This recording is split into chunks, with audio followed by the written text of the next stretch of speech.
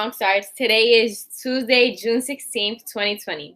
I am Araya Marrero, and this is... Good morning, Bronx Arts. Mr. Canuel here. Happy Tuesday. Almost there.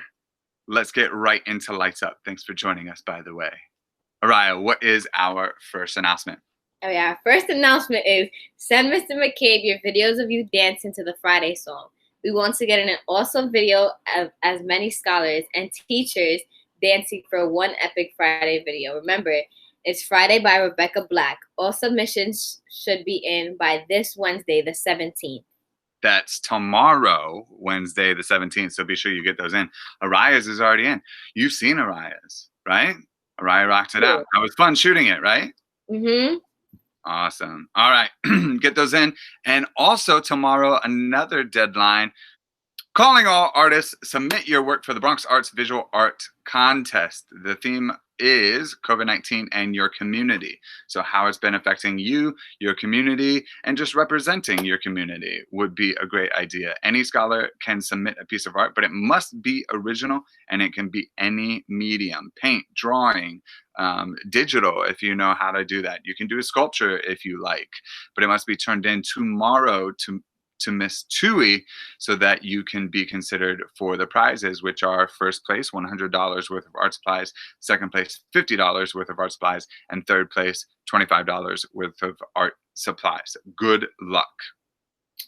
All right, so now we got, don't forget today, we have a Soundtrap listening party from 12 p.m. to 1 p.m. during the 6th grade music Google Meet. During the time, we will be able to listen, share, and talk about all of the amazing music 6th graders have been working on during the semester and music classes. Yes, and you can talk to your teachers after some of your Google Meets. Mr. Fitch is welcoming anyone to join that. So if you're interested, talk to your teachers about joining that a little bit in the afternoon.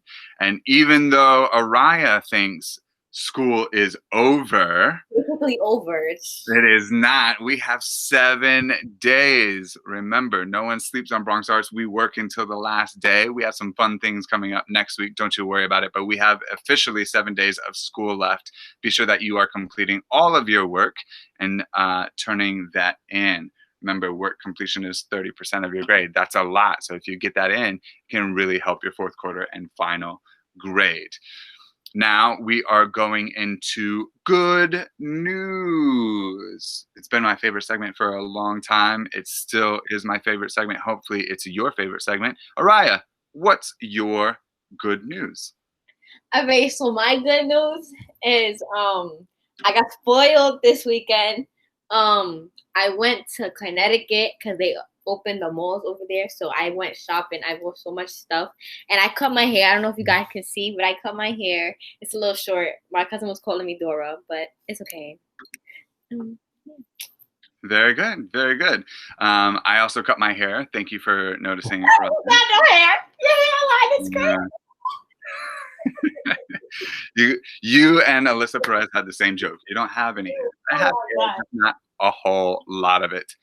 But no, that is not my good news. My good news is that I read an article today that having a hobby can really help those that are suffering from symptoms of depression. So there was a huge study done, and it shows that if you have a hobby, now let me be clear, playing video games is not a hobby. It's really about getting away from the screen, but it can be puzzles, it can be photography, it could be collecting things, it could be knitting, it could be any sort of hobby like that where you're doing something either socially from a distance or by yourself. It really helps decrease those symptoms of depression. It even showed that people that were showing symptoms of depression, once they picked up and started doing a hobby, even if it's by themselves, doing a puzzle for 4 hours, they decrease those symptoms of depression. So I think a hobby is a really important thing overall, but it also has positive health effects as well. So there is some good news. And now we are going into our Black Lives Matter segment. As always, we are continuing the conversation and we want to hear from our scholars, making sure that everyone has a voice in this conversation. And remember, you always have a voice and you can always speak up and you can always be part of our Black Lives Matter segment. Just let me know if you are interested. Araya, why don't you take a moment to just talk about your thoughts, your feelings about the Black Lives Matter movement? So the Black Lives Matter movement, I think, is like a really strong protest, but it's also weak. At the same time, they are doing the right thing for protesting for George Floyd, rest in peace.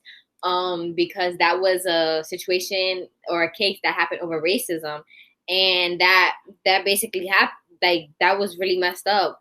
But I feel like that the government there or anybody, they're giving people, they're giving the racist people the power that they want, and they're putting them in a position that they want, so they could be officers, so officers don't have to, like, they don't have to run by the laws, like they are the law.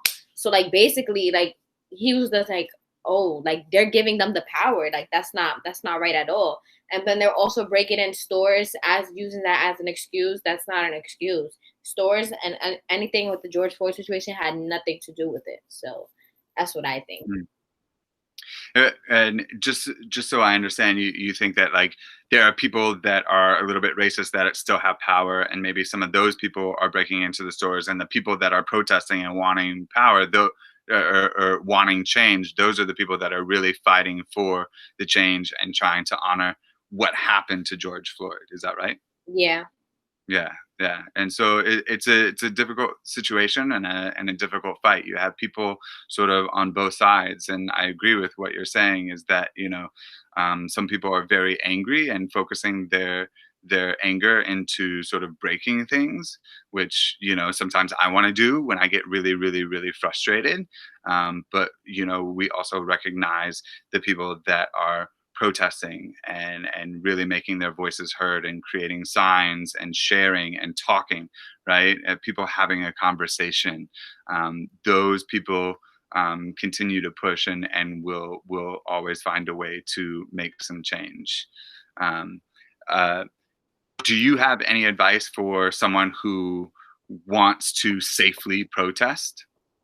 If you want to safely protest, I suggest, because I had a friend of a friend, they went to protest and they got arrested, but they didn't do anything at all.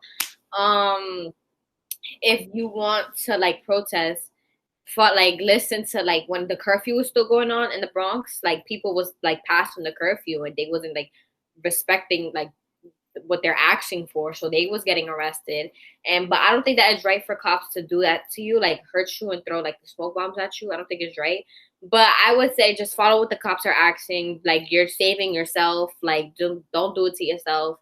And I just feel like just follow the rules. It's nice to protest. It's good to protest, but protest in the right way. Don't do it in the wrong way. Okay. Well, thank you for sharing your thoughts. Thank you for sharing your voice. That's super important to what we're doing right now. I appreciate that. And if you want your voice to be heard in a different way, join the Bronx Students Rise Up and Speak Out, a New York City Department of Education sponsored event.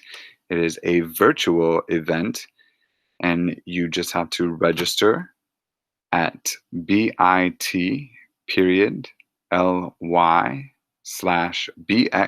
Rise Up. And that is happening today, June 16th, from 2:30 to 4 p.m.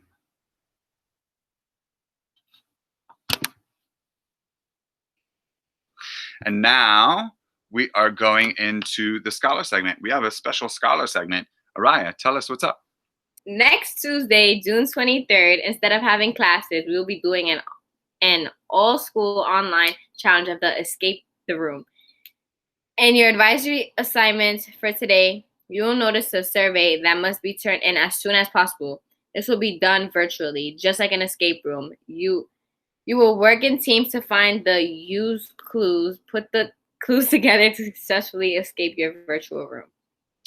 That's right. So we can't do a field day at the end of the year. So we decided to get together and do a virtual escape room. Now, this survey that you're going to be filling out helps create our teams. You're going to be able to select a teacher or admin or person, an adult that works in the school, as well as you can put in some other scholars that you would like to work with on your team.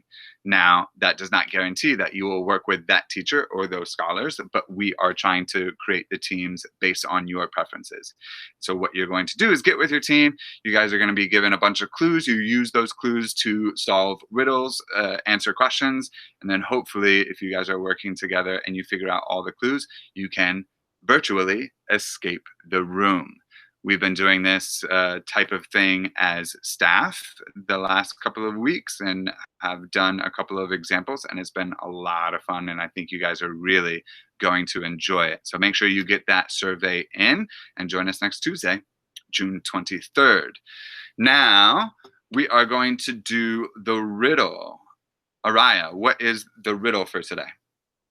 The riddle of the day is, why would a man living in New York not be buried in Chicago? If you know the answer, be sure to email Mr. Kenua at rkenuel@bronxarts.net. And finally, we are going to do Guess the Scholar. We have a brand new scholar for you to guess. The clues are, I am in 7th grade. I'm in Lorraine Hansberry. I'm a dancer. I've been dancing since I was 3. And I'm from Parkchester. If you think you know the answer, go ahead and email me. But that is all for Lights Up today, Bronx Arts. Final words, Araya? I always got a Bev. I don't. Happy Tuesday, Bronx Arts.